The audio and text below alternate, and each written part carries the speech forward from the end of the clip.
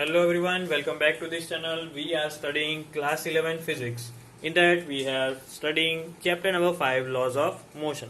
So in the previous video we talked about few concepts like equilibrium of forces, what are concurrent forces, what is friction, and we have also seen the concepts related to friction like static friction, maximum static friction, kinetic friction and maximum kinetic friction.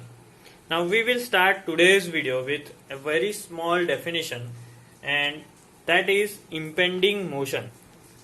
This is a motion that would take place if friction was absent. That means in the absence of friction, whenever we apply any force to any stationary object, the object will start its motion but wouldn't stop. Why it wouldn't stop? Because the friction is absent. But in reality there is no impending motion possible, because we all know that motion will always be opposed by friction. Clear? If it is stationary object, then static friction will oppose. If the object has already started its motion, the kinetic friction will keep the motion steady. By experiments, it is proved that Fs max is not dependent on the area of contact between the surface, but Fs max, that is maximum value of static friction, is directly proportional to the normal force. Right? Now this is the rule of friction.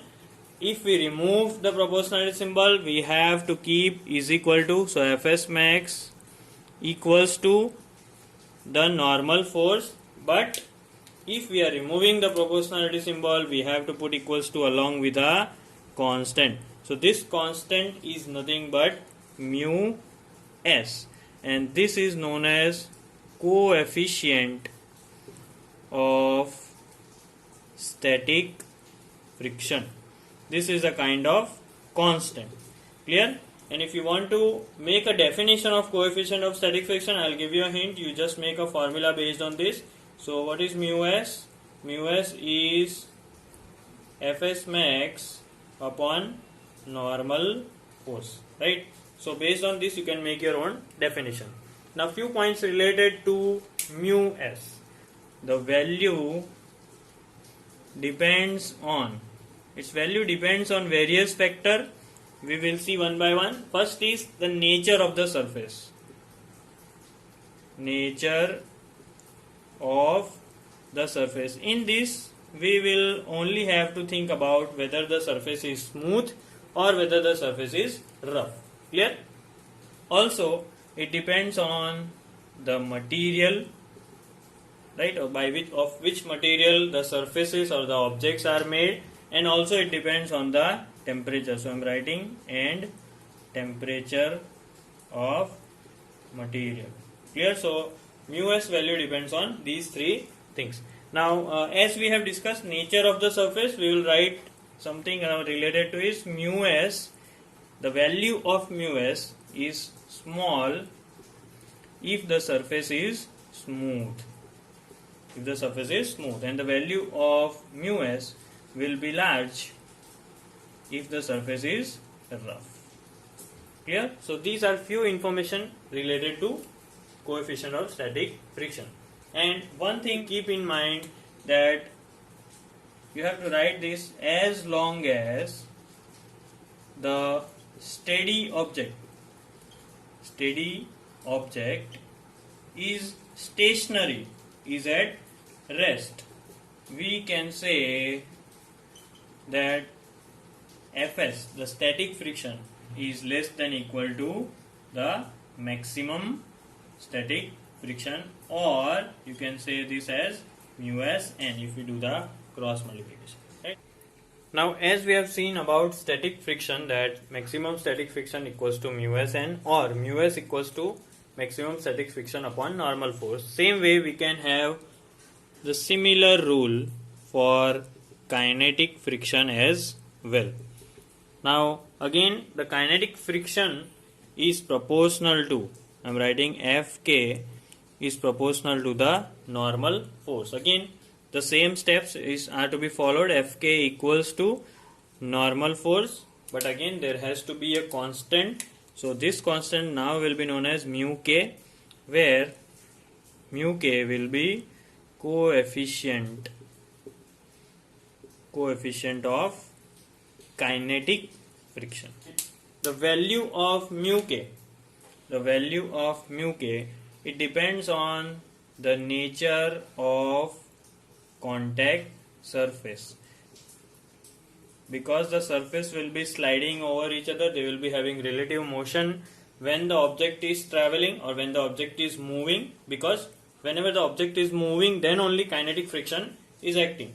So mu k, that is coefficient of kinetic friction, depends on the nature of contact surface. Now one thing again that has to be noted, that by experiments and by all the calculations and daily life observation, scientists have concluded that mu k is always less than mu s. The coefficient of kinetic friction is very less than coefficient of static friction. Now moving further, we will see in detail about kinetic friction. Kinetic friction is now divided into two types, and those are rolling friction, and second will be sliding friction. Now as they are both the components of or the types of kinetic friction, definition let us see in a common way. We will go from the starting. Force of friction that comes into play when one body, now keep on this side for rolling friction, when one body rolls over the surface of another body is called rolling friction. If you move on this side, force of friction that comes into play when one body slides over the surface of another body is called sliding friction. Right? So these two are nothing but the part or types of kinetic friction. Now in that also rolling friction will have the least magnitude. Rolling friction will have the least magnitude. There will be a reason. You see, when a wheel rolls, in this wheel is rolling without slipping over a horizontal plane surface do not rub each other.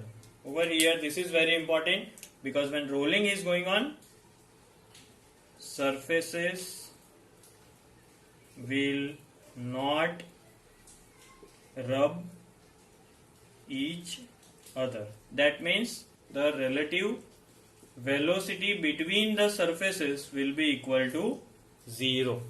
Right? So that is why it is said that rolling friction will have least magnitude, because the surfaces are not rubbing each other, no relative velocity. So it will have the least amount of value or magnitude.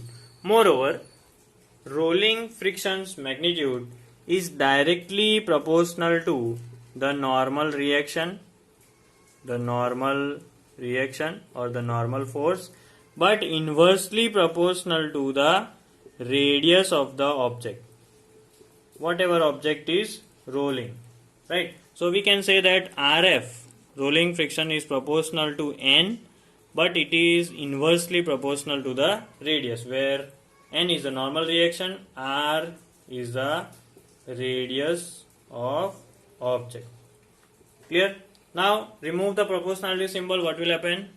RF will put is equal to N by R will be as it is, and instead of this proportionality symbol we will have another constant which will be known as mu R, where mu R will be coefficient of rolling friction.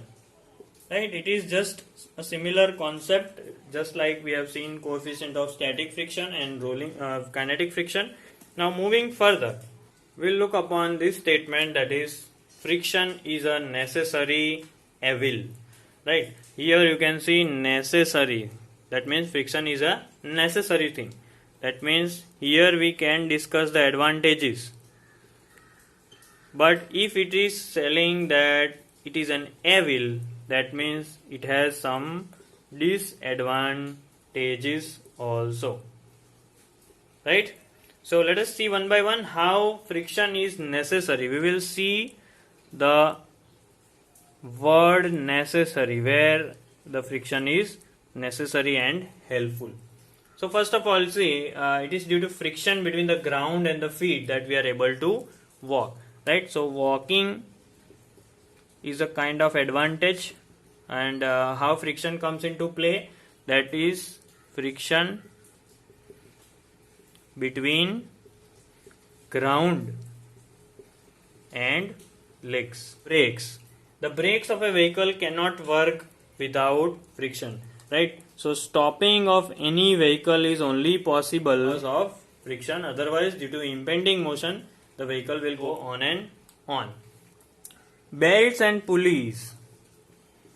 These are very important machines that are simple machines that are used in complex machineries, and they are able to rotate only because there is friction, right?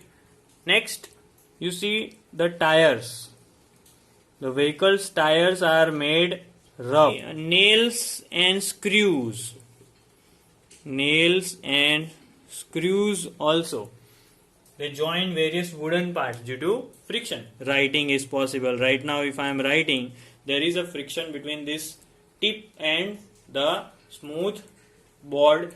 That is why I am writing and controlling my marker. Otherwise, if I start, it will go on continuously. Etc. are all possible because of friction. Now moving on to why friction is evil. Why friction is evil. So here we will talk about the disadvantages of friction. So first disadvantage is that wear and tear. Wear and tear of the parts, various parts, or even you take wear and tear of our footwears. They occur only because of friction, right? Next, wastage of power. There is a lot of wastage of power in machineries due to friction. So I am including this one, reduces the efficiency. Suppose a heavy machine is in a steady position, it is stopped. If you want to start the machine and its parts, you have to overcome the static friction, then only you are able to run the machine.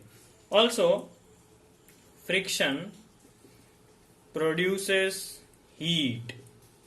Friction produces heat, that is a kind of waste, and it also damages the parts of machines. We will see how and what are the methods of reducing friction, because we have to cope up with all the evils related to friction. That is why we need to do some methods which are available or which are invented to reduce the friction. First of all, we do polishing of the surface. Polishing is done. Lubrication is done. We use oil and grease, right? Lubrication is done. Also, little bit of aerodynamics, streamlining is done, right? Streamlining means, you see streamline force, birds are having streamline shape. Same way, in order to increase the speed, suppose you have seen the F1 races and you have seen all the sports car. Why they are of special shape, pointed in the front? This is streamlining, so that there is very less friction of air when they move.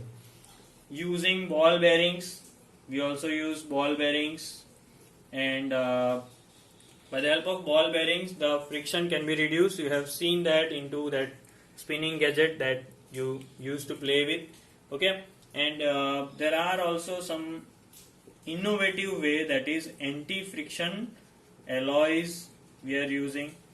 They are so smooth that they allow very less friction. Air cushion also we are using.